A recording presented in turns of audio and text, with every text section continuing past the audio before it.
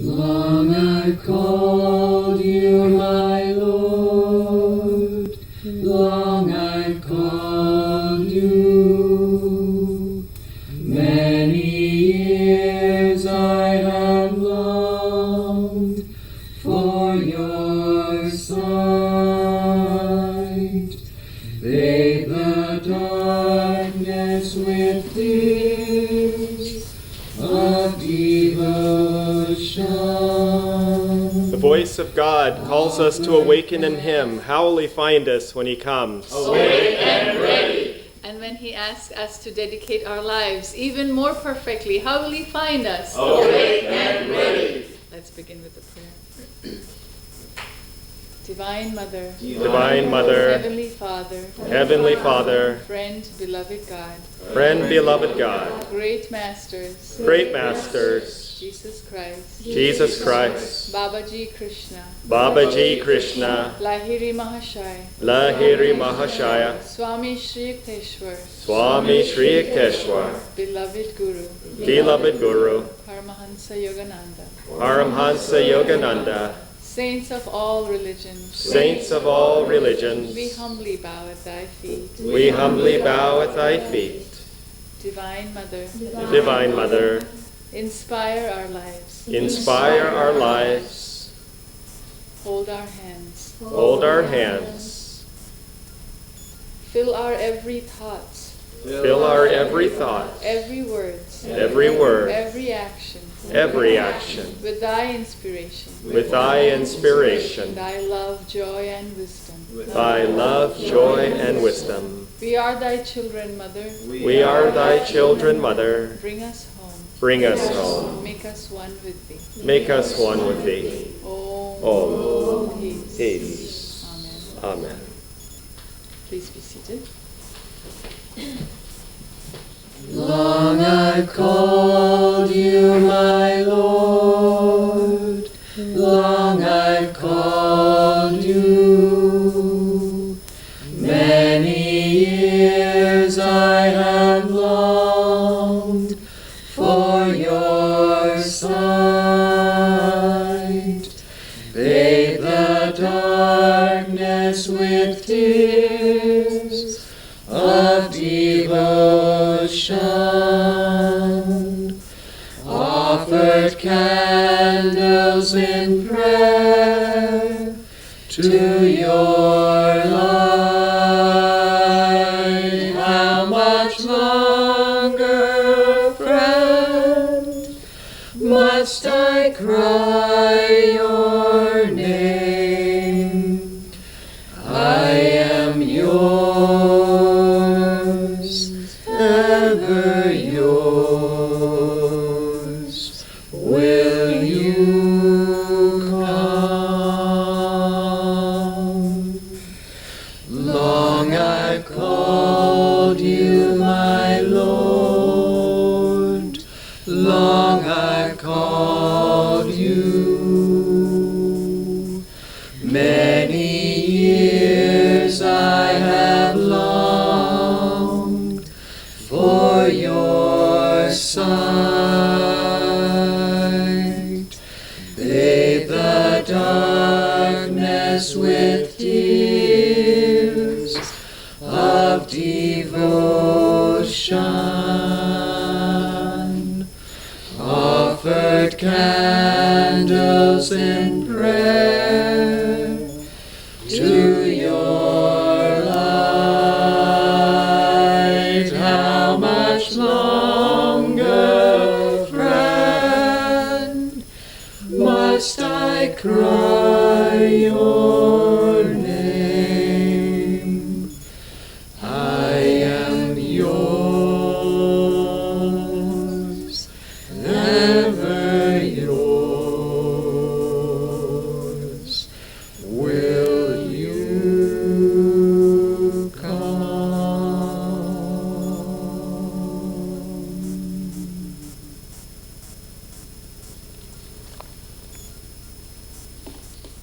Just keep the gaze at the eye of infinity. And I'll read from Affirmations for Self-Healing by Swami Kriyananda. This week, the affirmation is on humility. Humility is not self-depreciation, it is self-forgetfulness. It is knowing that God alone is the doer. It is the realization that nothing in this shadow world of appearances is all that important, except that it draws us closer to the Lord.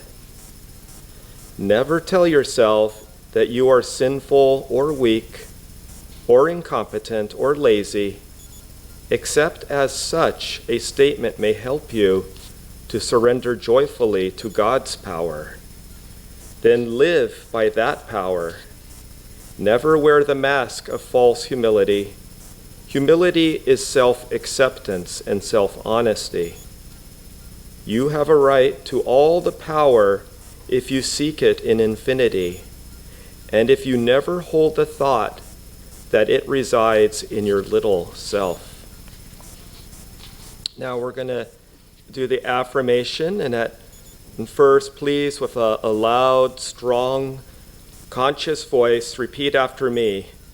I live by thy power alone, Lord. I live by thy power alone, Lord.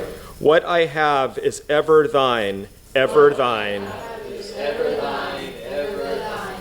I live by thy power alone, Lord. I live by thy power alone, Lord. What I have is ever thine, ever thine. What I have is ever thine, ever thine. Now with a softer voice, a little more inward.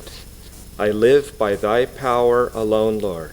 I live by thy power alone, Lord. What I have is ever thine, ever thine. I live by thy power alone, Lord.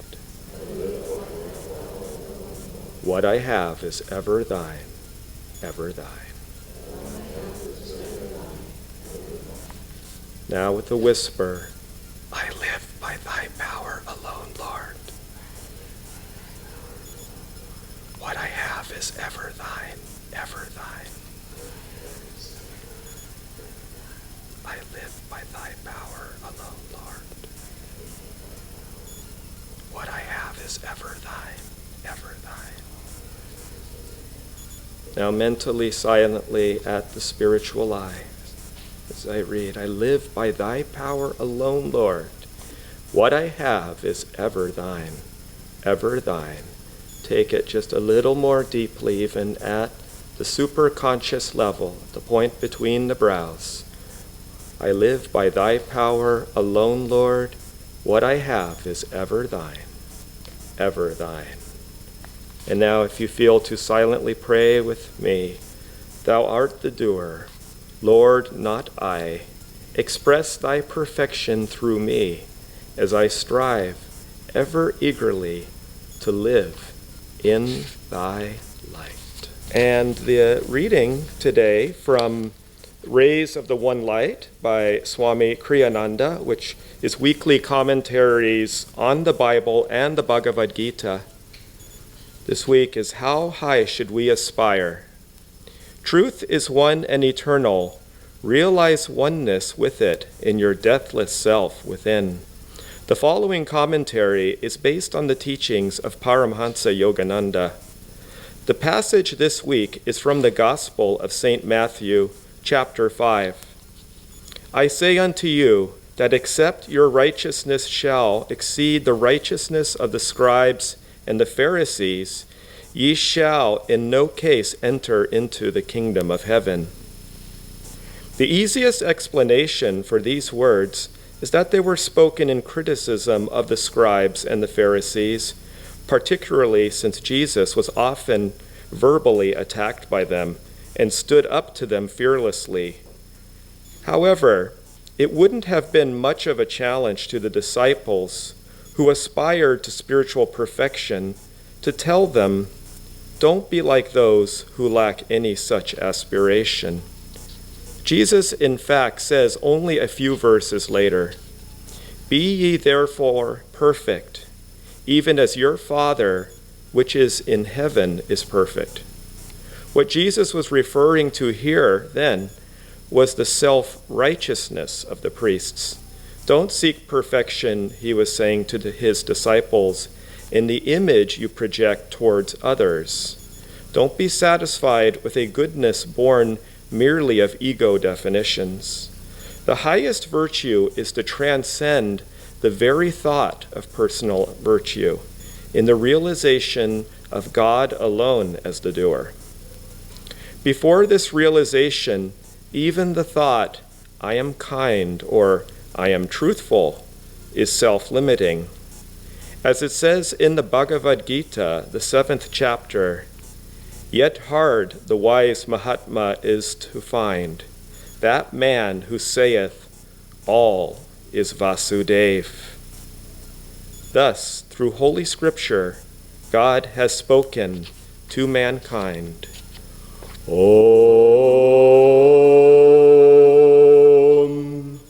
Om, Om.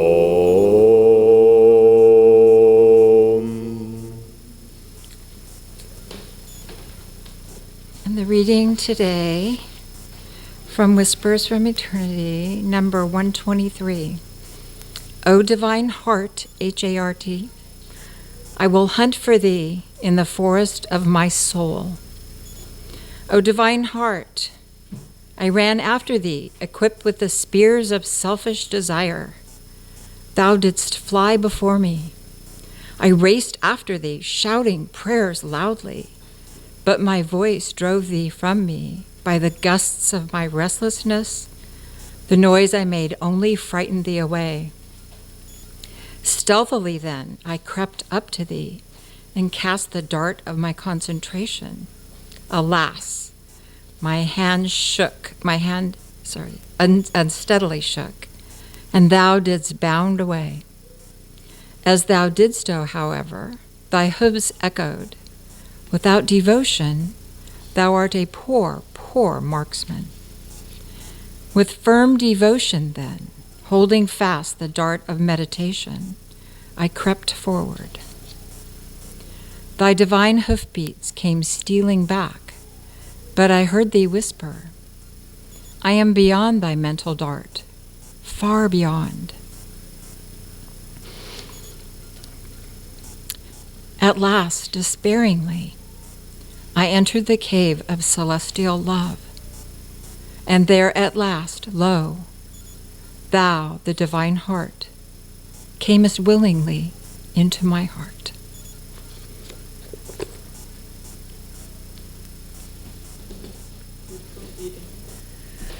Welcome everyone to our Sunday service. Our topic today is how high shall we aspire? How high do we go? What is our goal of life?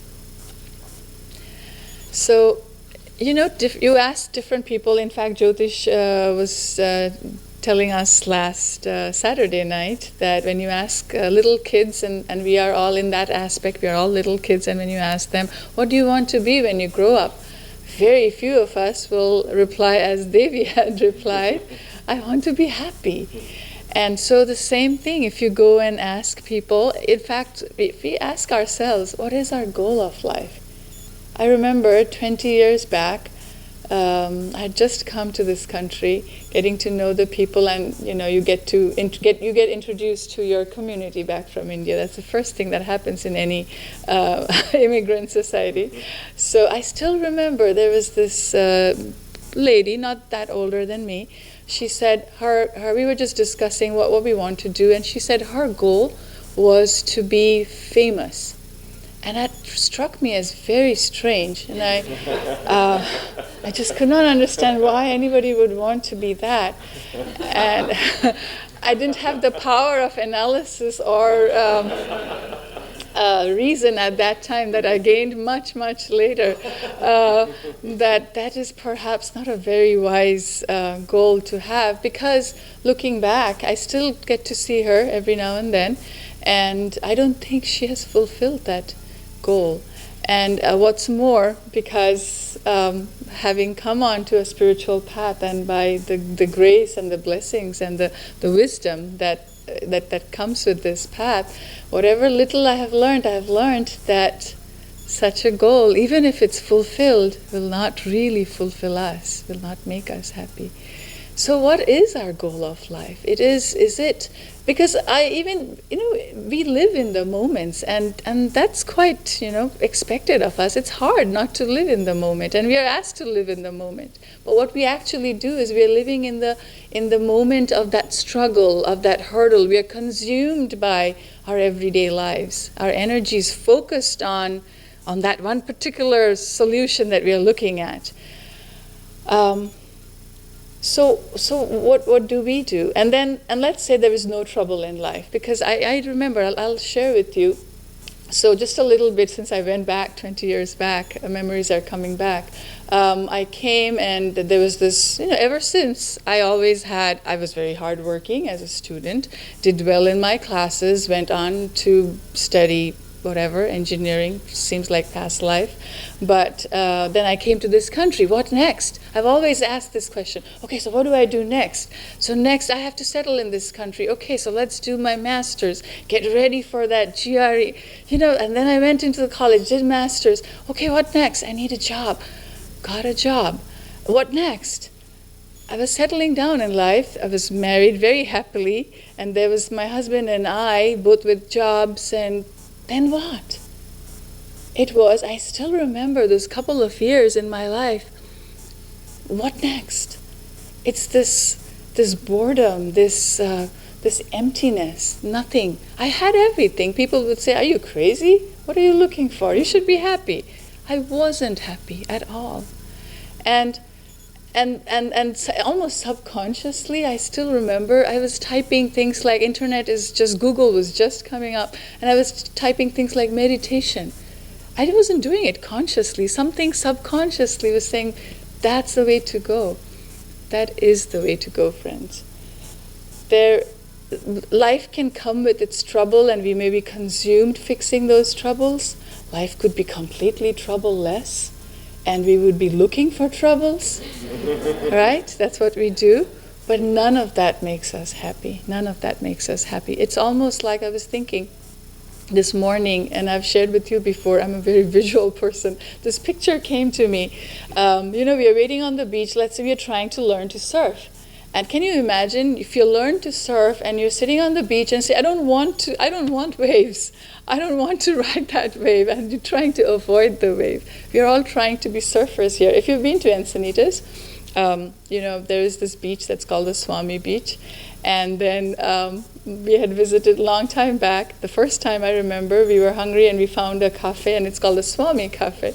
And we went in, and lo and behold, there was this huge mural of a master surfing. And I felt, well, how perfect is that? And they should title that as the Supreme Surfer, because that's what he is. And we are all trying to be supreme surfers.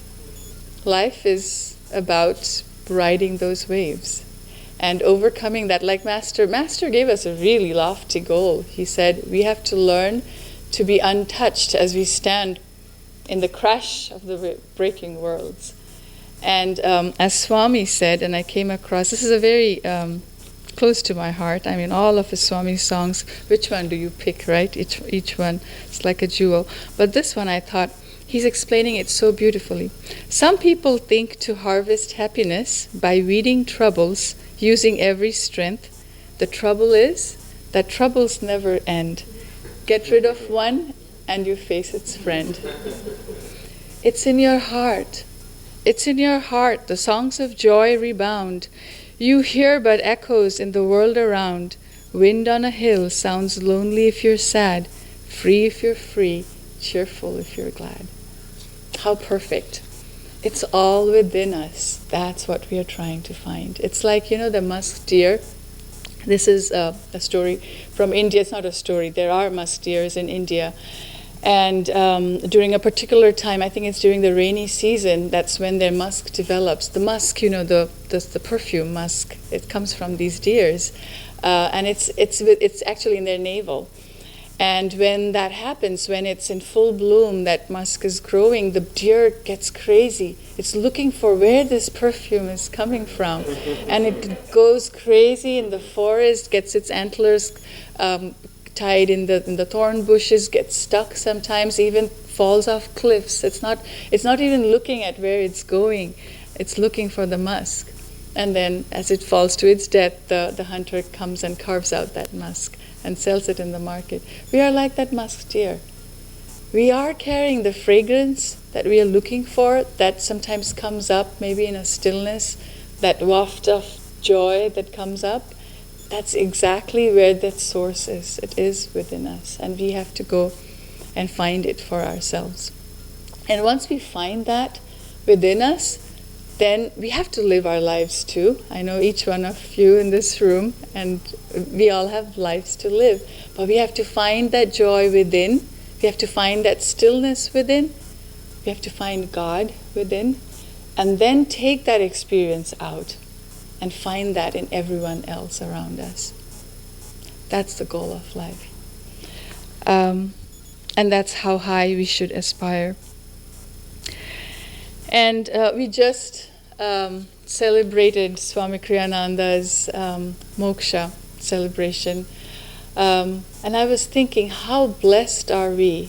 How blessed are we to have these masters? Because go listen to any talks. I'm speaking for myself. I have listened to, I haven't gone to churches, but the corresponding version of that in India. There will be so many talks, even today, where you're asked to be good, we're trying to be happy. These are basic things, right? Look at scriptures and they say the first thing is be good. Stop being bad and be good. That's the yamas and niyamas. But if we stop there, we are not going to fulfill our potential. Life is not about just being happy. In fact, it is being happy, but that's not how we are going to find our real happiness. We have to go, because the time has come, and Master came us to remind that we have to find God. The time has come to know God. And yes, we will know God. And we will know God in all the different ways we do that in our lives. We have to first start in the meditation, in the stillness of our bodies and minds. We will know God. But when we say these things, like, so God is everywhere, how many of us, again, I'm speaking for myself, what does that mean? Why is it so hard? If God is everything around us, why is it so hard to experience God? Think of this. There's a little fish school in the ocean, and the fish teacher is teaching the little kid fishes and saying, little ones, experience the water around you. And the little ones are saying, water? What is that? That's just like us. We haven't experienced anything outside the water. How can we know anything else? We are submerged in the Brahma. We are submerged in Divine Mother. There is not a speck in this creation. And there's not an atom in this creation, and there's not the farthest and the most grandest of the galaxies that's not imbued with her. That is what there is to it. There is nothing else. But we are submerged in it. And so we will awake and we will realize one day, and that's what the great ones keep on coming to remind us, this is not it. What you think, it's not it. It's much, much more to life. There's this another. These are concepts from the Vedanta. So the Vedanta is saying, think of the wooden furniture. So, and you ask somebody who hasn't seen wood ever before, and they ask, what is wood? And then you show them. So that table, that's wood. And he says, oh, so that is wood? And you say, no, that's not wood. It's the form of the table. It's made of wood. And then gradually he begins to understand that it's the same thing with any different, they're all looking different. Outwardly, they're all looking different. But the essence is that wood. And so that's Brahma. a little boy from a village. It's hard to imagine such a boy these days, but who hasn't ever gone to the movies. And so so his father says, we have to end that, and so let's go to the movies. And he takes the boy to town. And the movie had already started, unfortunately. So he goes in, and he's never seen a movie, but he knows that there's a screen, and there's some reflection, and there's something going to happen. And he goes in, and so he's asking his dad, so is this the movie? And his dad says, yeah, just watch it. And then he says, but where is the screen? And the dad is a little irritated at this point. He's saying, it's right there. Oh, so that the horse, is that the screen? No, higher up. Oh, the tree. So he keeps on doing this, right? So where is the screen? How is this all happening? And then the movie ends, and then he realizes, oh, the screen, and that was the movie. And so again, that's a realization. And so when we realize that, in order to realize God, in order to realize Brahma, we've been given a very special key. Remember, we started with the mastir. It's all within us. That's our key. We are carrying Brahma within us. Once we go inside, we don't have to go out to the farthest galaxies. In fact, we don't even have to step out of ourselves. We have to go within and just find Brahma right there. And once we find ourselves, when we know who we are, when we realize who we are, that will be knowing God, because we are one. From the infinitesimal, we will know the infinite. And I will end with a story from India. And this is about Saint Namdev, and I'm sure some of you have heard this before, but it never fails to, I just love this story. So it's the story of Namdev, who was a great saint in southern India. And he had many disciples. And there was another saint who used to be in that same temple, who was a potter by profession. And as is the custom, the potters will go and slap at the pots. And depending on the kind of sound the pot makes, you can tell whether the pot is cracked or not. So there was this big festival, and people had all gathered from different parts, and many of them were disciples of Namdev, and many were disciples of this potter. And they were there, and as was probably by the whim of divine, the potter saint, started to slap people at the back. And and he went from person to person slapping them, and no one said anything because they were full of respect for this person. And then he came to Namdev, and he slapped Namdev. And now Namdev was not his disciple. In fact, Namdev, he was a great saint. And in that temple was the deity of Krishna, and he would worship Krishna, and Krishna would come alive for him, and he would have conversation with the Lord. And so a little bit of pride, perhaps, there was in Namdev, and because he was able to converse with Krishna. So when this saint came and slapped Namdev, he said, "Why did you do that?" And the saint just quietly stood up, and he said, "There's a crack in that pot." And Namdev was, of course, very embarrassed, and he went back that night to Krishna again, and he said, "Lord, why did you do this to me? Why did you had to embarrass me?" And Krishna said, "My dear Namdev, as much as I love you, you need a guru. There perhaps is a crack in the pot. You need to go find a guru." So he told him all the details. He gave them the name of the guru and the village where you'll find him. And Namdev goes to this village. As he's asking about for this particular person, he was told, "Oh, you will find him." There wasn't much regard in people's voices when they heard this name. I said, you'll find him in that, there's a broken temple at the end of the village, you'll find him. So he goes looking, and he finds there this very unkept man lying down on the ground, and oh my goodness, his feet were on top of the Shiva Linga. This was a Shiva temple, and his feet were he was resting his feet on the Shiva Linga. And Namdev was just outraged by this, and so he said, "And by the way, this is the man, so this is going to be his guru? was Krishna, right, after all? So he wakes this man up and he says, excuse me, sir, how come you put your feet on God, on Shiva? And he is in his half sleep. He says, can you please put my feet in the direction where Shiva is not present? And so Namdev just tries to move his feet down, and as he did that, a Shivalinga appeared again under this particular position. And no matter how much he tried, Shivalingas appeared in all directions.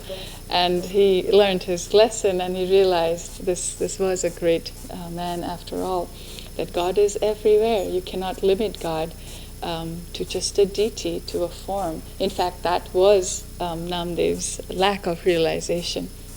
So many years spent under his guru, he learned a lot. He went deep in his realization, and then he happened to travel back to this village he used to live before, and he went in and then saw Krishna again, and Krishna greeted him, and he said, Namdev, where have you been all these years? I missed you. And Namdev said, don't play with me, Lord. I have been with you. I realized you're not only just in this deity, you're everywhere, and I see you everywhere now. And Krishna says, the crack is healed. The pot doesn't have crack anymore.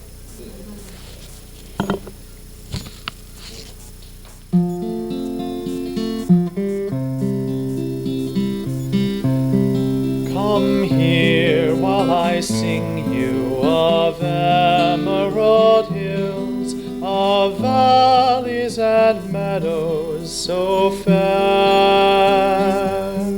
that all who have seen them have carried away memories in their hearts, friends, like the lilacs of May.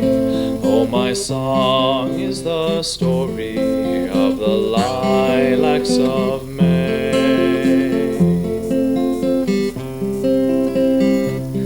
My song is the story of deer on the hills, of larks that soar seeking the sun, of nightingales lifting the curtain of night, as with music they bring down heaven's blessing of light. Oh, my song is the story of God's blessing of light.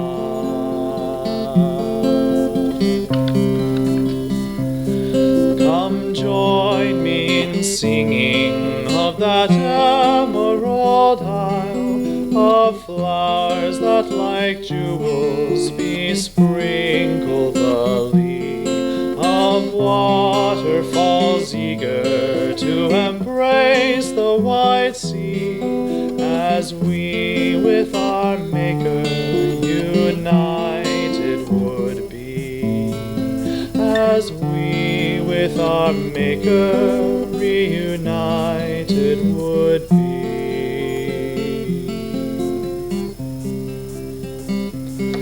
Come here while I sing you of emerald hills, of valleys and meadows so fair,